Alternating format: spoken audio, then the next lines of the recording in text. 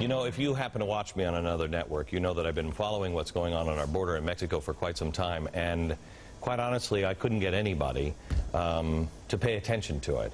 Let me tell you something. This network has been covering this for quite some time, and I believe they are going to up the ante here. We have new reports that are out now, and we have Jonathan Hunt, who has been sent down to Mexico. An average of 15 people are being executed every single day.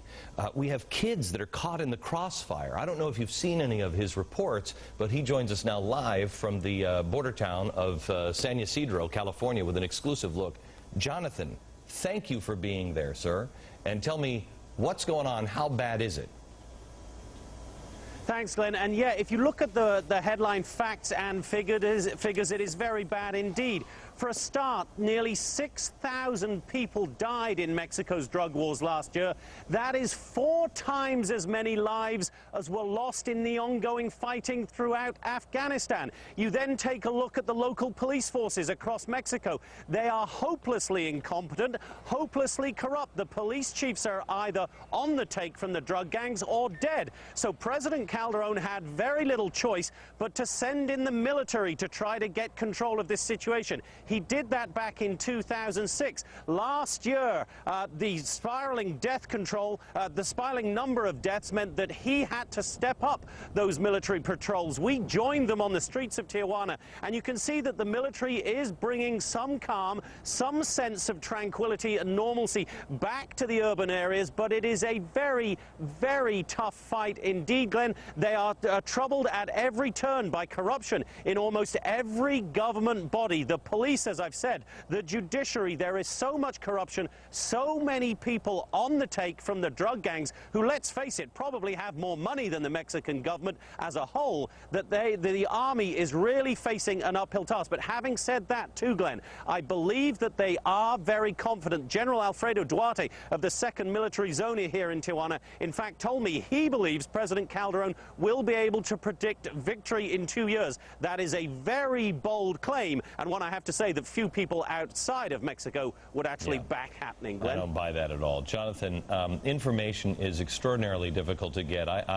Over the last few years, I've talked to reporters who will talk to me one time and then they're nowhere around. You can't find them. They don't want to take your phone calls. I've talked to people who are living down there and say, I can't say anything about this. I don't believe it's just corrupt on that side of the border. I believe it's corrupt on this side, but it's almost impossible to get information.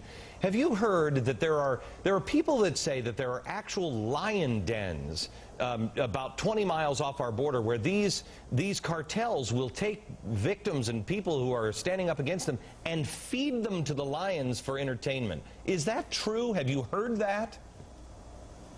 I have not personally heard those sort of claims, but there is absolutely no doubt, Glenn, that when you're dealing with the drug cartels, you are dealing with some of the most brutal terrorists, I guess is the best word for them, on earth. They behead victims. They leave the bodies and the heads on the steps of government buildings as warnings. They leave the heads outside local police stations. Just a couple of weeks ago, for instance, they shot up the offices of Televisa, one of the biggest of the Mexican broadcasters, as a warning to them, do not cover the drug wars. So clearly, anybody, a journalist, a civilian, anybody who they feel is against them is a target for their brutality. Thank you very much, Jonathan. I appreciate it. America, I'm telling you, just something inside of me, my gut tells me, this is the key to our future. This is the key of really dark stuff if we don't pay attention to it.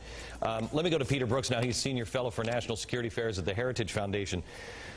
Peter, I just made a pretty bold statement that this is a key to our future.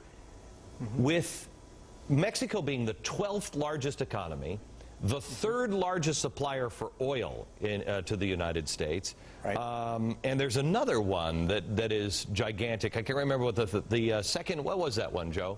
What was it? Trading partner. Oh, and the 2nd biggest trading partner in the country. That thing falls apart and melts down. That's not good.